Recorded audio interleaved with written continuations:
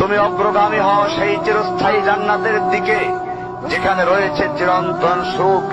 যা মন চাইবে তাই পাবে, যা আদেশ করবে তাই দেওয়া হবে।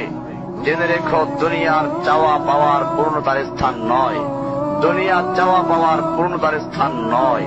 দুনিয়ার চাওয়া পাওয়ার পূর্ণতার স্থান নয়।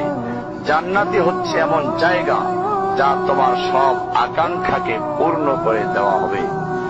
চির কিশোর সেবকগণ, চির যৌবনা সঙ্গিনীগণ, ফল মূল, গোশত, দুধের মধুর শরাবের নহর, উত্তম বাসস্থান ও বিছানা, চির আরাম, চির যৌবন, চির সুখ, অসংখ্য নেয়ামতের মাঝে সবচেয়ে বড় নেয়ামত হবে তুমি আল্লাহকে দেখবে।